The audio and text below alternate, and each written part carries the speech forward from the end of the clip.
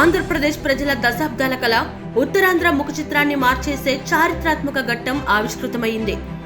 భారతీయ railway చరిత్రలోనే సరికొత్త అధ్యాయం మొదలైంది. విశాఖపట్నం కేంద్రంగా వస్తున్న దక్షిణ కోస్తా రైల్వే జోన్ పనులు జూన్ 1వ తేదీ నుంచే అధికారికంగా ప్రారంభమయ్యాయి. ఈ చారిత్రాత్మక సందర్భాన్ని పురస్కరించుకొని భారతీయ రైల్వే శాఖ తన అధికారిక లోగోలో అత్యంత కీలకమైన మార్పులు చేసింది. ఇప్పటి వరకు దేశంలో 17 రైల్వే జోన్లు ఉండడంతో లోగోలో 17 నక్షత్రాలు ఉండేవి.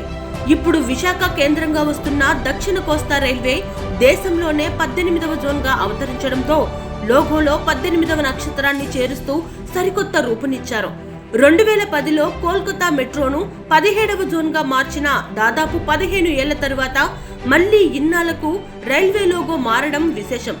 నిన్నటి నుండే ఈ కొత్త జోన్ అధికారికంగా అందుబాటులోకి రావడంతో ఇకపై అన్ని రైల్వే స్టేషన్లు, రైల్ ఇంజన్లు, ఆఫీస్ పేపర్లలో ఈ 18 నక్షత్రాల కొత్త లోగోనే వాడాలని రైల్వే బోర్డు స్పష్టమైన ఆదేశాలు జారీ చేసింది. నిజానికి 2014 ఆంధ్రప్రదేశ్ రాష్ట్ర విభజన చట్టంలోని అత్యంత కీలకమైన హామీలలో ఈ రైల్వే జోన్ ఒకటి. దీనికోసం ఏపీ ప్రజలు ఎన్నో ఏళ్లుగా ఎదురుచూశారు.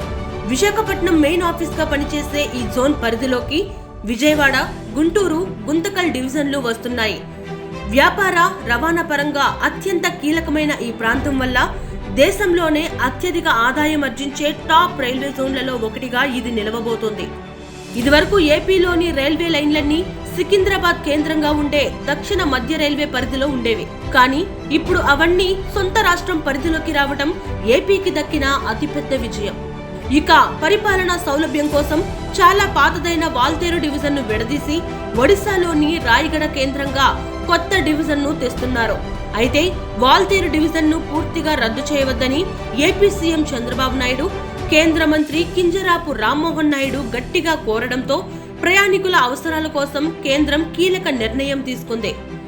వాల్తేరు డివిజన్ పరిధిలోని కొత్త ప్రాంతాలను రాయగడకు, మరికొన్ని ముఖ్యమైన ప్రాంతాలను విశాఖపట్నానికి పంచుతూ సర్దుబాటు చేశారు.